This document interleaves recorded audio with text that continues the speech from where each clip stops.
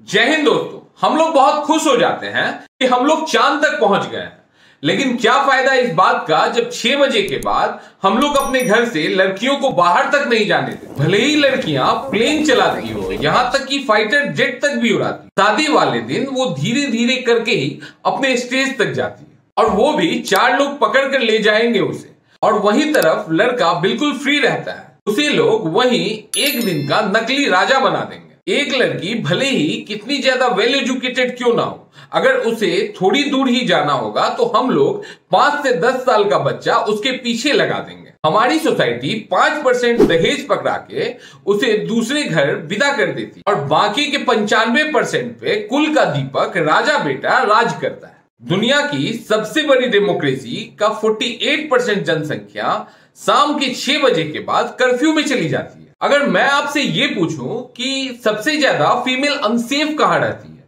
तो 80% लोगों का यह मानना है कि जब फीमेल बाहर होती है, या फिर ट्रैवलिंग कर रही होती है, या कोई वर्क प्लेस पे काम कर रही होती है, तो सबसे ज्यादा अनसेफ होती है। और मैं भी यही मानता था जब तक गवर्नमेंट डाटा मुझे नहीं मिला था। 70% से ज्यादा लड़कियां घर में या पड़ोसी के द्वारा या अपने जान पहचान वालों के द्वारा प्रताड़ित की जाती है। 5 लाख लड़कियों को हम लोग मार देते हैं सिर्फ इसलिए कि वो लड़की है। 6 करोड़ 30 लाख लड़कियों को हम लोग दुनिया में आने ही नहीं देते हैं। क्यों? क्योंकि वो लड़की है। तो आइए जानते हैं हम अपने इस वीडियो में कि आज भी हमारा समाज लड़कियों को इग्नोर क्यों कर रहा है, आखिर इसके क्या कारण है, और इस सिचुएशन से हमारा देश और समाज कैसे बाहर आएगा। पूरी बातें जानने के लिए हमारे वीडियो के अंत तक बने रहें, और अगर वीडियो आपको इंफॉर्मेटिव लगे तो हमारे चैनल को लाइक और सब्सक्राइब जरूर कीजिएगा, और जितना ज्यादा से ज्यादा हो सके हमारे इस वीडियो को शेयर भी कीजिए। हमारा देश भारत 2 पिलरों पे खड़ा है, पुरुष और महिला। अगर एक भी पिलर कमजोर होगा तो हमारा देश गिर जाएगा, यानी हम लोग कभी भी विकासशील देशों की श्रेणी से उठकर विकसित देशों की श्रेणी में नहीं आ पाएंगे। आज बहुत बड़ा गैप है मेल और फीमेल लिटरेसी रेट में, खासकर ग्रामीण इलाकों में। यहाँ लोगों की आर्थिक स्थिति बहुत खराब होती है, और रूरल एरिया में स्कूल भी काफी दूर दूर पर होती है, जिसके कारण महिला बहुत ही अनसेफ फील करती है इतने दूर जाके अपने स्कूलिंग को पूरा करने में। ये जो पुरानी परंपरा चलते आ रही है, जैसे माँ के कोख में बच्चे को मारना, दहेज प्रथा, और बचपन में ही शादी कर देना, यही सब कुप्रथा के कारण बहुत सारे फैमिली अपने बच्चे को अच्छी शिक्षा नहीं दे पाते हैं। हमारे देश में आज भी अधिकांश लोग जो है, उनकी आज भी यही मेंटेलिटी है कि पुरुष का काम है घर का फिनेंशियली खर्च उठाना, और महिलाओं का काम है बच्चे संभालना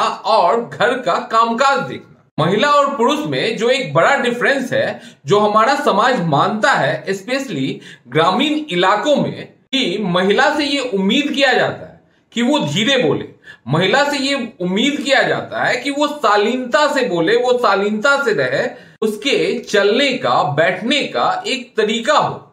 वही पुरुष खुले सांड की तरह वो कुछ भी कर सकता है, वो कुछ भी बोल सकता है, वो अपने मर्जी से चल सकता है, उठ सकता है, बैठ सकता है, उसको कोई भी काम करने के लिए कोई भी प्रतिबंध नहीं लगा है। अब बात करते हैं हमारे देश की सबसे ऊंची संस्था की ही ले लीजिए, इंटर पार्लियामेंट्री यूनियन और यूएन वुमेन के हिसाब से 193 देशों में हमारी पोजीशन 148 है, यानी 148 देशों की जो महिलाएं वो संसद में ज्यादा भाग लेती है कंपेयर टू भारत के सांसद से। वही बात करें अगर इनकी सुरक्षा की, तो सरकार द्वारा बहुत सारे प्रयास करने के बावजूद भी आज भी महिलाओं पे जुर्म आज के डेट में भी वो सुरक्षित नहीं है।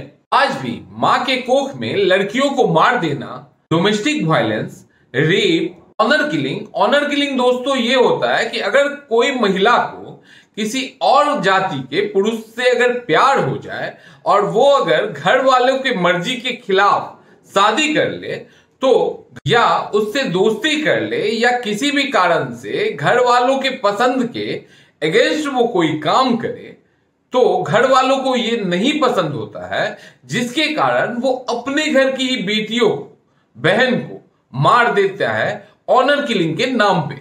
इसके बाद जो महिला सबसे ज्यादा असुरक्षित महसूस करती है वो है sexual harassment at work place. बहुत या ये बोले मैक्सिमम महिलाओं को अपने वर्किंग प्लेस पे बॉस या अपने कलीग द्वारा सेक्सुअली हरास किया जाता है। अभी हाल ही में एक बहुत ही न्यूज में चल रही घटना है अंकिता।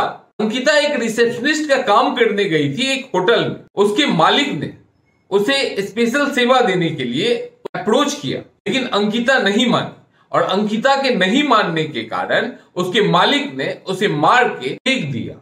ये तो कहानी थी एक अंकिता की, जिसके बारे में हम लोग इसलिए जान सकें क्योंकि इतनी ज्यादा मीडिया फुटेज थी, लेकिन ना जाने कितने हजारों अंकिता हमारे देश की ऐसे ही सिचुएशन से गुजरती होगी, लेकिन हम लोग नहीं जान पाते हैं क्योंकि वहां तक मीडिया हमारा कवर नहीं करता या वो मैटर हाईलाइट नहीं हो पाती। अब हम लोग आगे बढ़ते हैं और जानते हैं कि हम लोग अपने देश की महिलाओं को कैसे सुरक्षित रख सकते हैं, कैसे उनकी सुरक्षा को और बढ़ा सकते हैं और कैसे वो पुरुष से कंधे मिलाकर चल के हमारे देश के डेवलपमेंट में अपना योगदान दे सकते हैं। इसके लिए हम लोगों को सबसे पहले काम करना होगा कि उनको एक बेटर एजुकेशन देना होगा, यानी एक उम्दा एजुकेशन ही उनको इस लायक बना सकता है कि उनको सोचने की शक्ति। महिला को शिक्षा देने का मतलब है पूरे परिवार को शिक्षा देना। हम लोग हमेशा बात करते हैं कि पुरुषों को आरक्षण नहीं मिलता, महिला को आरक्षण मिल रहा है। महिला जो कंपटीशन देती है ना, वो सिर्फ एक कंपटीशन नहीं देती है, बल्कि उसे बहुत सारे और कंपटीशनों से होकर गुजरना पड़ता है। एक कंपटीशन तो वो देती है जो एग्जाम में उनको देना पड़ता है, दूसरा कंपटीशन उनको समाज से लड़के आना पड़ता और तब जाके उनको जो है सो कहीं पे अपना स्थान बना पाती। शिक्षा महिलाओं में आत्मविश्वास लाएगा ताकि वो अपने लिए अच्छा फैसला कर सके और टारगेट करना होगा यंग मैन और बॉय को कि वो महिलाओं के प्रति पॉजिटिव एटीट्यूड रखे। महिलाओं को आत्मनिर्भर होना होगा फिनेंशियली भी, महिलाओं को आत्मनिर्भर होना होगा फिनेंशियली। महिलाओं की सुरक्षा के लिए महिलाओं के बीच जागरूकता लानी होगी। उन्हें जो हमारे गवर्नमेंट के जो स्कीम है जो महिलाओं को सुरक्षा प्रदान करती है उनके बारे में एजुकेट करना होगा, जैसे panic button, Nirbhaya police squad और ऐसे ही बहुत सारे स्कीमों के बारे में महिलाओं को जानकारी देनी हो। हमारी सरकार महिलाओं को बढ़ावा देने के लिए बहुत सारी योजना ऑलरेडी ला चुकी है, जैसे बेटी बचाओ बेटी पढ़ाओ, उज्ज्वला योजना, पीएम मातृ वंदना योजना, पीएम महिला शक्ति केंद्र स्कीम। क्योंकि हमारे गवर्नमेंट को भी पता है कि महिलाएं आगे बढ़ेंगी तो हमारा देश जरूर आगे बढ़ेगा, और अगर इन सबों को करने में अगर हम लोग सफल रहे तो वो दिन दूर नहीं है दोस्तों जब हमारा देश जो है सो विकासशील देशों की श्रेणी से विकसित देशों की श्रेणी में आ जाए। अगर आपको हमारा वीडियो इंफॉर्मेटिव लगा तो हमारे वीडियो को लाइक और सब्सक्राइब करना बिल्कुल मत भूलिएगा, और अगर आपके मन में कोई भी संदेह हो तो नीचे कमेंट करिएगा और जितना ज्यादा से ज्यादा हो सके इसे शेयर करिए। जय हिंद, जय भारत।